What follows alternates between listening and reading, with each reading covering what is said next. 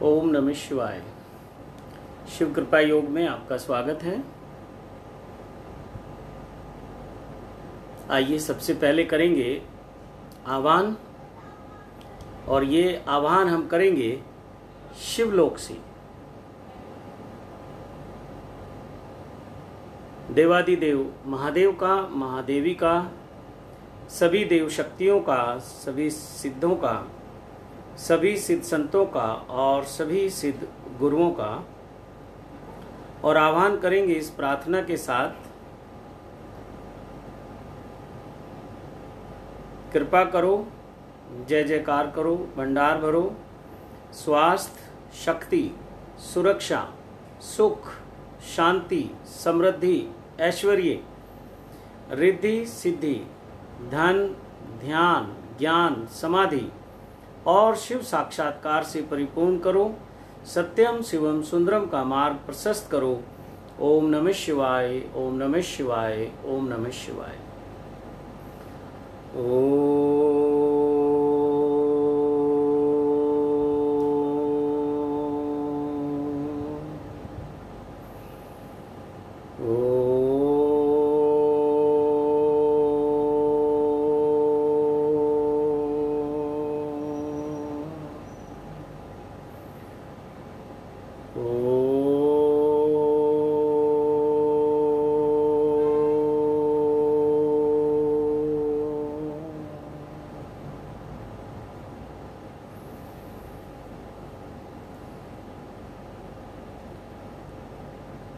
तो आज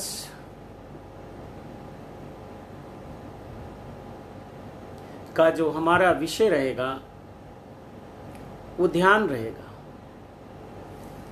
कैसे करें ध्यान,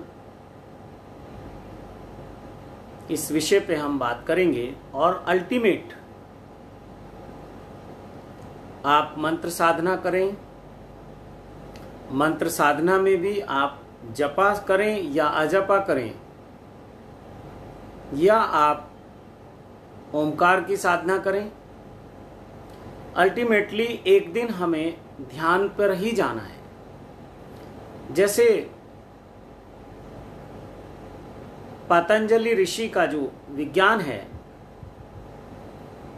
योग का विज्ञान, तो पतंजलि ऋषि ने उसको बड़ा सिस्टमेटिक बना दिया, चरणबद्ध तरीके से उसको उपलब्ध करा दिया, और आम जन मानुष के लिए उसके क्या फायदे हो सकते हैं, क्या लाभ हो सकते हैं, वो सब हमें उन्होंने बहुत अच्छे से बताया है।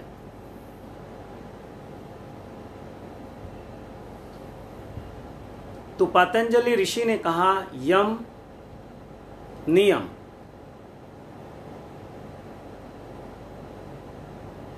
आसन, इसको सीक्वेंस आगे पीछे हो सकती है। कुछ लोग अभी फिर कमेंट लिखेंगे कि पहले प्राणायाम आता है या प्रत्याहार आता है, लेकिन बात को समझना है। जैसा मैं अक्सर कहता हूं कि हमें कंटेंट को समझना है, कंटेनर को नहीं पकड़ना है। तो इसको पतंजलि ऋषि का अष्टांगिक मार्ग भी कहते हैं, यानी कि 8 स्टेप, 8 चरण, 8 आयाम। तो यम, नियम, आसन, प्राणायाम, प्रत्याहार, धारणा, ध्यान, समाधि। तो वो जो उस परमात्मा से, ईश्वर से एक होने की कला है, एक होने का जो योग में जो 7वां स्टेप है वो ध्यान है। तो ध्यान के बिना ना तो हम स्वयं को जान सकते और ना हम ब्रह्म को जान सकते। तो अब बहुत सारे मित्रों के ऐसे मैसेज आते हैं, फोन कॉल आती हैं कि कैसे करें ध्यान। आज भी अमेरिका से एक साधक का फोन आया, उनसे बात हुई, तो कुछ वो ध्यान कर रहे हैं। तो उन्होंने कहा कि और कुछ इसमें जोड़ना है तो बताइए। अब ध्यान के साथ कह सकते हैं कि ये समस्या आती है साधक के लिए। साधक सोचता है कि इसमें अभी ये विधि से मैंने ध्यान कर लिया, इस विधि से मैंने ध्यान कर लिया, और क्या करूं। जैसे मंत्र साधना में तो हम मंत्र चेंज करते रहते हैं, कई बार गुरु भी चालाकी करता है। चालाकी मीन्स जैसे एक मंत्र से साधक बोर हो जाता है तो वो कहता है कि गुरु जी अब बताइए अब और क्या करूं, तो गुरु कई बार दूसरा मंत्र दे देता है कि अब इसको करो। तो गुरु एक अवस्था निर्मित कराता है, आपकी आध्यात्मिक उन्नति कराता है, और शुरुआत में वो मंत्र से ही हो सकती है, सीधे सीधे ध्यान से बहुत कम लोगों की होती है या नहीं होती। बहुत लोग ध्यान करते हैं लेकिन परिणाम नहीं आते, और जो ध्यान है उस अवस्था को वो उपलब्ध नहीं हो पाते। मंत्र साधना से जो स्टेप बाय स्टेप चलेगा, जपा अजपा और फिर ओमकार। ओमकार मीन्स वहां से ध्यान शुरू है।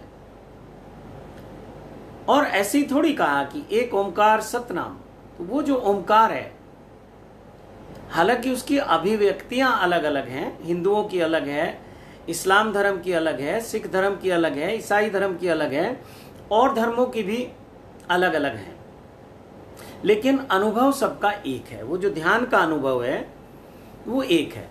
तो जब साधक कहता है कि अब मैं और क्या करूं, और कुछ बताइए, और कोई विधि बताइए, तो फिर बहुत सारी विधियां जो हैं ध्यान के लिए बना दी गई हैं। तो विधियां अनेक हो सकती हैं लेकिन ध्यान एक ही है। ध्यान एक है, उसकी विधियां अनेक हैं। जैसे हम कह सकते हैं कि गंगा गोमुख से लेकर और गंगा सागर तक एक है, लेकिन घाट अनेक हैं। तो इसलिए ध्यान एक है। जिस दिन ध्यान की गंगा में डुबकी लग जाएगी उस दिन आप देखेंगे कि ध्यान एक है, लेकिन उसके रास्ते अनेक हैं, अनेक विधियां हैं। सभी साधु संतों ने, जितने भी आध्यात्मिक मिशन हैं, सबने कुछ अपने अपने तरीके से ध्यान को बताया है, और सभी ठीक हैं। कुछ ऐसा नहीं कह सकते। हाँ, जिस मार्ग से, जिस विधि से हम पहुंच जाएं, हमारे लिए वही उत्तम है। उससे अच्छी और कोई विधि हो नहीं सकती। तो ध्यान करने वालों के साथ भी ये परेशानी आती है, और ये जो हमारा मन है ये रोज कुछ नया चाहता है, नित्य नूतन। एक ही चीज से, या जो हमारे पास हमेशा के लिए कुछ चीजें हो जाती हैं, जैसे घर है तो ये मन घर से भी बोर हो जाता है, नया घर चाहता है। ये हमारे कपड़ों से बोर हो जाता है, घर में टीवी है तो टीवी से बोर हो जाता है, नया टीवी चाहिए, अब कुछ बड़ा चाहिए, अब कुछ और चाहिए। नई नई टेक्नोलॉजी आ जाती हैं, नए नए आविष्कार होते हैं। तो ये सब लोग जानते हैं, मनुष्य का जो एक उसकी साइकोलॉजी है, मनोविज्ञान है, उसको समझते हैं। बड़ी बड़ी कंपनियां इस पे रिसर्च कराती हैं कि व्यक्ति का मन कुछ नया चाहता है, तो नई नई चीजें वो पेश करते रहते हैं। तो मन कहता है कि अब हम ये लेंगे, अब हम ये लेंगे। जैसे कार है हमारे पास, उससे हमारा काम चलता है, लेकिन मन कहता है कि नहीं, अब वो दूसरी कार चाहिए। तो ऐसे ही ध्यान में भी जब हम किसी एक विधि से ध्यान करते हैं तो मन कहता है कि कोई और विधि मिल जाए, कोई और मार्ग मिल जाए। इसी चक्रव्यूह में फंसकर बहुत लोग गुरु बदलते रहते हैं। वो ये नहीं देखते कि गलती कहाँ हो रही है, गुरु चेंज करते रहते हैं। इस गुरु से नहीं हुआ तो उस गुरु से होगा, उस गुरु से नहीं हुआ तो उस गुरु से होगा। और मैंने कहा कि 100 में 99 बेईमान, फिर भी मेरा देश मान। तो वो जो 99% बेईमानी की बात की जाती है, वो जो भी दूसरा है, चाहे वो गुरु है, कोई संत है, कोई महापुरुष है, वो तब तक आपके लिए बेईमान है जब तक आपके जीवन में वो घटनाएं ना घट जाएं जो वो कहता है। अब अगर मैं ध्यान की बात करूं और आपको ध्यान की कोई विधि दे दूं, तो वो बात सत्य तब होगी मेरी, मैं आपके लिए सत्य तब होऊंगा जब आपका अनुभव वो बन जाए। वरना तो वो 99% बेईमान। तो जब तक आपके जीवन में वो सत्य ना घट जाए तब तक वो व्यक्ति बेईमान है आपके लिए।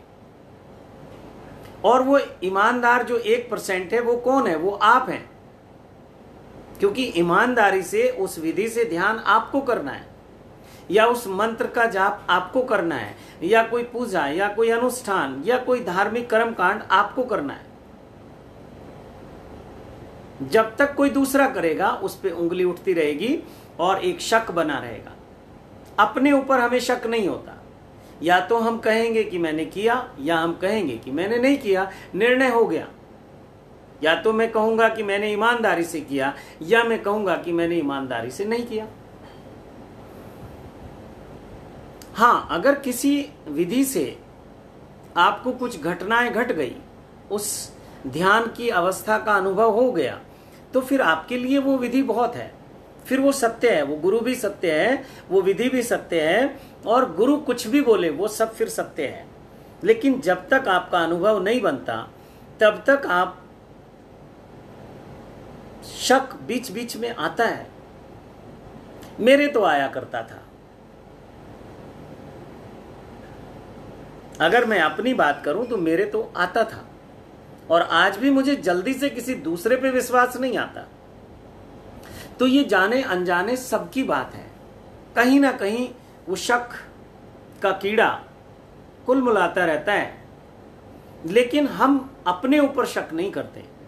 तो इसलिए वो जो 99% कहते हैं बेईमान, फिर भी मेरा भारत महान, या मैं कहूं कि फिर भी मेरा विश्व महान, तो वो जो एक व्यक्ति बच गया, वो जो 1% बचा है, वो आप खुद हैं। तो इसलिए मन हमेशा नई चीजें मांगता रहता है, और ये किसी भी वस्तु या व्यक्ति पे लागू होती है। तो आज अमेरिका से एक मित्र हैं, पिछले कुछ दिनों से वो पहले मंत्र साधना करते थे, अब वो ध्यान साधना कर रहे हैं। तो आज ही उन्होंने कहा कि कुछ और बता दें, कुछ और विधि दे दें। अब विधि अनेक हैं, आप भटक जाओगे अगर विधियों के चक्कर में पड़े, तो अनेक अनेक विधियां हैं। तो कोशिश ये करनी है कि हमें पूरी ईमानदारी से उस विधि पे जो प्रयोग है उसको करना है, उस विधि का उपयोग हमें करना है।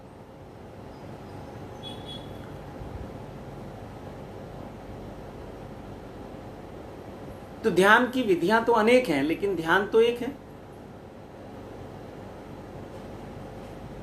तो चलिए आज कुछ विधियों की भी बात कर लेते हैं। जैसे ध्यान की विधियां अनेक हैं, ध्यान एक है। तो आज ऐसी एक विधि की बात करते हैं, या कुछ ऐसी विधियों की बात करते हैं जो हम कभी भी और कहीं भी कर सकते हैं, बिना किसी व्यवस्था के। नहीं तो ध्यान के लिए हमें एक व्यवस्था बनानी पड़ती है। सबसे पहले एक ध्यान कक्ष बनाना पड़ता है, फिर ध्यान के लिए उपयोगी कुछ वस्तुएं हमें चाहिए होती हैं, या कुछ व्यक्ति भी हमें चाहिए होते हैं। लेकिन ये डिपेंडेंसी हो जाती है, हम दूसरे पे निर्भर हो जाते हैं। जैसे ध्यान में अगर कहें कि संगीत बहुत महत्वपूर्ण है, म्यूजिक का बहुत बड़ा रोल है, बहुत इफेक्टिव है ध्यान में म्यूजिक, इसलिए मेडिटेशन म्यूजिक के नाम से बहुत सारे म्यूजिक आपको मिल जाएंगे और वो हेल्प करते हैं। लेकिन आप डिपेंड हो गए, बिना म्यूजिक के आप ध्यान नहीं कर पा रहे। या एक समूह की हमें आवश्यकता है, 2, 4, 5, 10 मित्र मिलकर हम ध्यान करते हैं, या हम किसी आश्रम में जाकर ध्यान करते हैं, या किसी गुरु के सानिध्य में ध्यान करते हैं, उसके लाभ हैं। ऐसा नहीं है कि ग्रुप में ध्यान करने के लाभ नहीं है, या आश्रम में जाके करने के लाभ नहीं है, या गुरु के सानिध्य में जाकर करने के लाभ नहीं है। लाभ हैं, लेकिन हम निर्भर हो जाते हैं।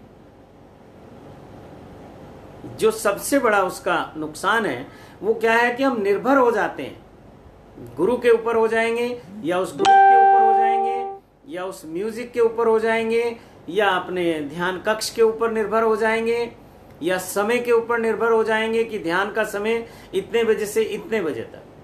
तो निर्भरता जो है ये सबसे ज्यादा घातक है। साधक के जीवन में निर्भरता नहीं होनी चाहिए। तो आज कुछ ऐसी ही छोटी छोटी ध्यान की विधियों पे हम बात करेंगे।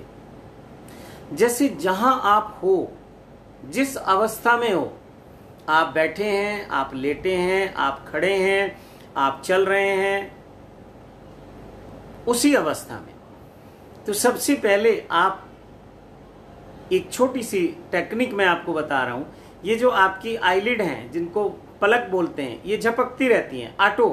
ऑटो सिस्टम है बॉडी में। जैसे ही आंखों को कुछ रेस्ट चाहिए, रिलैक्स चाहिए, तो ये क्षण भर के लिए झपकती हैं। और इनका संबंध मस्तिष्क से भी है।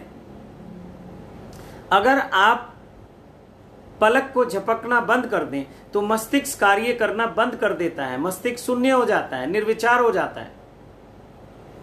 इसलिए त्राटक विधि का बहुत महत्व है साधक के जीवन में। त्राटक मतलब एकटक देखना। आप अभी करिए प्रयोग, मेरे साथ करिए। कुछ आधा मिनट, 1 मिनट के लिए हम रुक जाते हैं और केवल देखने का कार्य करेंगे, एकटक। तो चलिए शुरू करते हैं। ये एक ध्यान की बहुत सुंदर विधि है। शुरू करते हैं।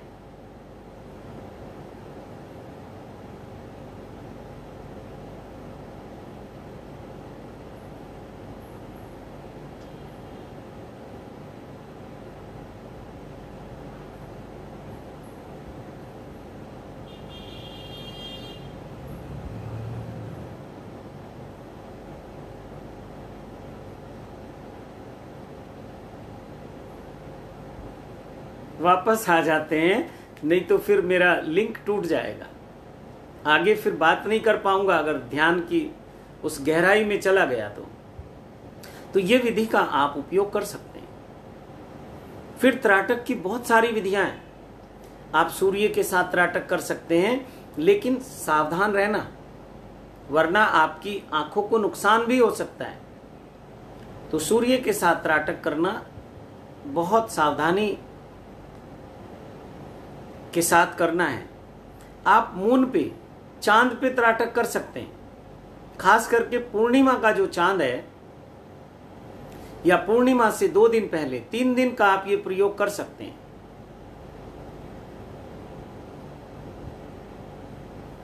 दूसरा, आप कैंडल पे कर सकते हैं। तीसरा, आप दीपक के साथ कर सकते हैं। चौथा, आप किसी भगवान की मूर्ति के ऊपर कर सकते हैं।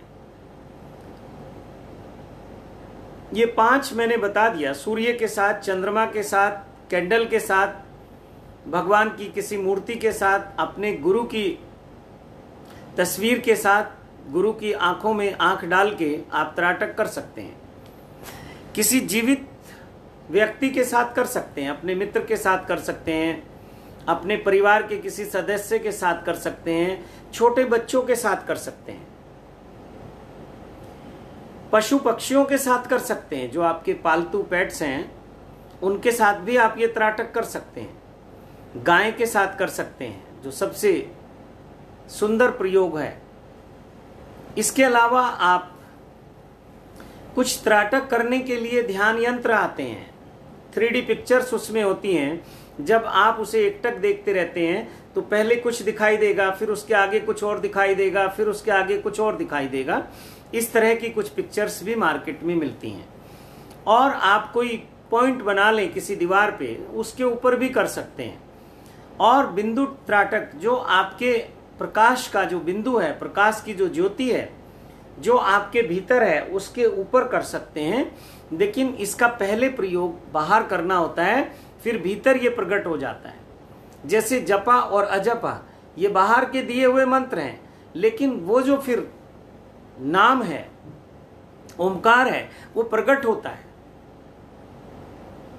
उसका अनुभव कराया जा सकता है, लेकिन वो सहज रूप से साधना के दौरान प्रकट होना चाहिए नाम। तो ये जो बिंदु त्राटक की इतनी बात चलती है, तो ये सबसे पहले हमें, जैसे दीपक पे त्राटक करें, कैंडल पे करें, और दीपक पे भी फिर अलग अलग उसके तरीके हैं। जैसे गाय का घी ले सकते हैं, तिल का तेल ले सकते हैं, सरसों का तेल ले सकते हैं, और बहुत तरह के। अगर कुछ, अब यहाँ ये कहना ठीक नहीं होगा, कुछ अशरीरियों को बुलाना है तो चमेली के तेल का उपयोग करते हैं। वो जो दीपक त्राटक है या ज्योति त्राटक है, उसमें हम कैंडल का उपयोग किस लिए कर रहे हैं, इस पे निर्भर करता है। दीपक का जो सरसों के तेल का उपयोग क्यों कर रहे हैं, इसमें भी रहस्य है। तिल के तेल का उपयोग क्यों कर रहे हैं, इसमें भी रहस्य है। गाय का घी क्यों ले रहे हैं, इसमें भी रहस्य है। चमेली का तेल क्यों ले रहे हैं, इसमें भी रहस्य है। तो बहुत बहुत तरह से त्राटक किया जा सकता है। और इसको बैठ के भी किया जा सकता है, इसको लेट के भी किया जा सकता है, इसको खड़े होके भी किया जा सकता है, पेड़ों के साथ भी इसको किया जा सकता है, पहाड़ों के साथ भी इसको किया जा सकता है, जल के साथ, बहती हुई नदियों के साथ भी इसको किया जा सकता है, और ठहरे हुए जो सरोवर हैं उनमें भी किया जा सकता है। यानी कि जहां जहां आपकी दृष्टि जाती है वहां वहां आप दृष्टि से त्राटक कर सकते हैं। फिर त्राटक आपके माइंड के द्वारा भी हो सकता है, ध्यान के द्वारा। आप ध्यान में जाके आंखें आपकी बंद रहेंगी, त्राटक नहीं कर रहे, तो आप त्राटक से जो फायदे होने वाले हैं वो कर सकते हैं। उस पे विस्तार से फिर किसी दिन हम चर्चा करेंगे। और तीसरे नेत्र पर भी त्राटक किया जा सकता है, बहुत उपयोगी है। तीसरे नेत्र का त्राटक सबसे उत्तम माना जाता है। अपने विचारों के ऊपर त्राटक किया जा सकता है। किसी की मूर्ति आप ले सकते हैं, अपने प्रियजन की, माता पिता हो, पति या पत्नी हो, प्रेमी या प्रेमिका हो, भाई बहन हो, ऐसे लोगों की मूर्तियों पे त्राटक किया जा सकता है जो अब नहीं है आपके बीच में। उसका अलग प्रयोजन है। जो इस दुनिया से चले गए या शरीर से चले गए, दुनिया से चले जाना मतलब अब उनका शरीर उपलब्ध नहीं है, तो उनके साथ भी त्राटक किया जा सकता है। लेकिन इन सबके प्रयोजन अलग अलग हैं। किस प्रयोजन से किया जा रहा है ये आपका गुरु आपको बताएगा। तो इसलिए ध्यान की इतनी इतनी विधियां हैं कि आपका जीवन छोटा पड़ जाएगा। ध्यान की विधियां कम नहीं होंगी आपकी। और ध्यान की विधियां तो मोमेंट टू मोमेंट क्रिएट होती रहती हैं। कुछ भी ध्यान बन सकता है। आपका भोजन करना ध्यान बन सकता है, आपका बात करना ध्यान बन सकता है, आपका किसी की बात को सुनना ध्यान बन सकता है, किसी को देखना ध्यान बन सकता है, संगीत को सुनना ध्यान बन सकता है, गीत गाना ध्यान बन सकता है, अपने हृदय के स्पंदन को, धड़कन को सुनना ध्यान बन सकता है। अब बाहर चारों तरफ वातावरण में होने वाला जो एक नाद है वो ध्यान बन सकता है। आपके भीतर जो निनादित है अनाहत नाद वो ध्यान बन सकता है। स्वाद की इंद्री से आप जल पिए तो ध्यान बन सकता है, आप भोजन करें तो ध्यान बन सकता है, आप चाय पिए तो ध्यान बन सकता है। नासिका से आप जो भी सुगंध लेते हैं वो ध्यान बन सकता है। कानों से जो आप सुनते हैं वो ध्यान बन सकता है। आप अपनी स्किन के द्वारा कुछ भी स्पर्श करें वो ध्यान बन सकता है।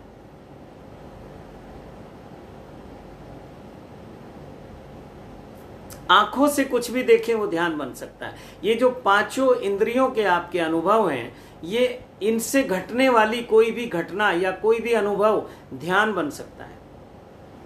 और फिर इसके अलावा बहुत सारी विधियां हैं, लेकिन जो मैं अभी आपको बता रहा हूं ये जीवंत विधियां हैं। बाकी विधियां किसी गुरु के द्वारा निर्मित की जाती हैं और उसका उपयोग कितनी देर साधक को करना है ये गुरु जानता है। जैसे ओशो ने पूरे विश्व से ध्यान की विधियों को चुन लिया और उन विधियों का क्या किया, कहीं का ईंट कहीं का रोड़ा, भानुमती ने कुनबा जोड़ा, ये कहावत है। तो कहीं गुरजीएफ से कोई विधि ले ली, कहीं उन्होंने दूसरे दूसरे संतों से, लाउत्से से कोई उन्होंने विधि ले ली, कोई उन्होंने जैन फकीरों से कुछ विधियां ले ली, कुछ उन्होंने कबीर साहब से ले ली, कुछ उन्होंने नानक देव जी से ले ली। बहुत बहुत तरह से उन्होंने सब ध्यान की विधियों का आयोजन किया और उनको फिर भारतीय मानसिकता के अनुसार लोगों को परोस दिया। गुरु जानता है कि कहाँ किस मानसिकता के लोगों को कौन सी विधियां रुचिकर होंगी, कौन सी विधियां उनको सूट करेंगी। अब जो वेस्टर्न से लोग आए, विदेशों से लोग आए, पश्चिमी देशों से लोग आए, उन पे कुछ विधियां काम नहीं की। भारतीय लोगों पे बहुत अच्छे से वो काम की और कुछ विधियां ऐसी थी कि वो उन पश्चिमी देश से आए हुए लोगों पर काम की और भारतीय लोगों पे उन विधियों का कोई फर्क नहीं पड़ा। तो ये हमारी मानसिकता पे निर्भर करता है। हमारे मनोविज्ञान पे निर्भर करता है कि कौन सी विधि हमारे लिए उपयोगी है। लेकिन जिन विधियों की मैंने बात की, उसके लिए अगर आप गुरु नहीं भी है आपके पास और आप शुरू कर दें तो नुकसान तो कुछ होना नहीं है। हाँ, दूसरी जो विधियां हैं उनके कुछ नुकसान भी हो सकते हैं। और जब आप ध्यान शुरू करते हैं तो कुछ ऐसी परमात्मा की लीला है, ऐसा कुछ उसका आशीर्वाद है कि कोई गुरु आपके जीवन में आ जाता है, वो आपको मार्गदर्शन करता है। तो आज ध्यान के ऊपर हमने कुछ चर्चा की और प्रतिदिन ऐसे ही हम कुछ चर्चाएं अब करेंगे, प्रयास करेंगे। बहुत सारे साधक मित्रों का ऐसा निवेदन है कि फेसबुक का कुछ उपयोग किया जाए, जैसे हम यूट्यूब का करते हैं। तो 9 बजे, 9 से 9:15 के बीच में कभी मैं लेट हो जाऊं तो समझना कि कुछ मजबूरियां रही होंगी। यूं ही कोई बेवफा नहीं होता। अगर मैं लेट हो जाऊं तो मेरी कोई मजबूरी होगी लेट होने में, वरना कोशिश करेंगे कि 9 बजे से हम लाइव करें। और ये कितनी देर चलेगा, ये जैसा आदेश होगा उस पर निर्भर करेगा। कुछ ऐसा फिक्स नहीं है कि इतने बजे से इतने बजे तक। हाँ, 9 बजे हम शुरू करेंगे। कभी थोड़ा लेट भी होगा तो आप लोगों को सहन करना पड़ेगा, और कब तक चलेगा ये कुछ पता नहीं है। तो आप लोग भी ऐसा कुछ मैसेज में डाल सकते हैं कि किस विषय पे बात की जाए, या आपके लिए किस विषय पे चर्चा करना उपयोगी होगा। और आप चाहें तो इसमें कुछ हम साधकों की कॉल ले सकते हैं। अगर आप चाहते हैं इस लाइव कार्यक्रम में अपने कोई अनुभव शेयर करना चाहते हैं साधना से रिलेटेड, या दूसरे साधकों के लिए कोई मोटिवेशनल आपकी स्पीच है या आपका कोई संदेश है, तो आप जो हमारा कॉल सेंटर है 10 बजे से 7 बजे तक उसमें अपने उसको रजिस्टर्ड करा दें, अपने नाम को, या कहें कि आप अपॉइंटमेंट फिक्स कर दें कि आज के लाइव कार्यक्रम में मैं बात करना चाहता हूं, मेरे कुछ क्वेश्चन हैं, कोई जिज्ञासा है, कोई अनुभव है या कुछ संदेश है। तो मैं इसको ऐसे कहता हूं कि जो मित्र भी कुछ आदेश, उपदेश, संदेश देना चाहते हैं उनका स्वागत है। तो उनको पहले से नाम लिखवाने होंगे अपने, और बात हमें वो करनी है या तो अपनी साधना के अनुभव से रिलेटेड करनी है, या कुछ ऐसा करना है कि जिससे सबको लाभ हो। फिर भी आपकी जिज्ञासाएं जिस विषय पर हैं, जिस टॉपिक पर हैं, आप लिख के भेजें। कोशिश करेंगे, महादेव से प्रार्थना करेंगे, सिद्धों से प्रार्थना करेंगे, सिद्ध संतों से, सिद्ध गुरुओं से प्रार्थना करेंगे कि वो उस पर कुछ प्रकाश डालें। और साथ ही मैं ये कहना चाहता हूं, साथ साथ आपको ये बताना चाहता हूं कि शिव कृपा योग बहुत खुले दिल से सबकी सहायता करना चाहता है। जो लोग भी साधना से जुड़ना चाहते हैं उन सबका स्वागत है।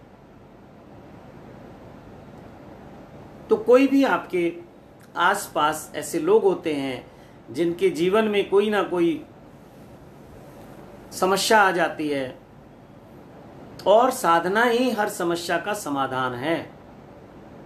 जैसे मैं कहता हूं कि करें ध्यान पाएं समाधान। ध्यान है आपके जीवन की सभी समस्याओं का समाधान। तो आपके आसपास कोई ऐसा व्यक्ति है जो अपनी समस्याओं को लेकर कुछ बात करना चाहता है, तो आप उसके नाम को रिकमेंड करें, या वो आपका रेफरेंस दे के बात कर सकता है। मैं उसको जरूर बात करूंगा उससे, और हमारे सेंटर पे उसको समय दिया जाएगा। उस समय पे फिर वो कॉल करेगा तो मैं सीधी उससे बात करूंगा। तो शिव कृपा योग में सभी का स्वागत है। तो आइए आज के कार्यक्रम को यहीं विराम देते हैं, और जिन शक्तियों को, महाशक्तियों को हमने आह्वान किया उन सबको विदा करते हैं। तो आइए सबसे पहले विदा करते हैं देवादि देव महादेव को, महादेवी को, सभी देव शक्तियों को, सभी सिद्धों को, सभी सिद्ध संतों को, सभी सिद्ध गुरुओं को, और ब्रह्मांड में उपस्थित सभी देव शक्तियों को इस भाव के साथ, इस प्रार्थना के साथ विदा करते हैं कि कृपा करो, जय जयकार करो, भंडार भरो, स्वास्थ्य, शक्ति, सुरक्षा, सुख, शांति, समृद्धि, ऐश्वर्य, रिद्धि, सिद्धि, धन, ध्यान, ज्ञान, समाधि और शिव साक्षात्कार से परिपूर्ण करो। सत्यम शिवम सुंदरम का मार्ग अग्रसर करो। ओम नमः शिवाय, ओम नमः शिवाय, ओम नमः शिवाय।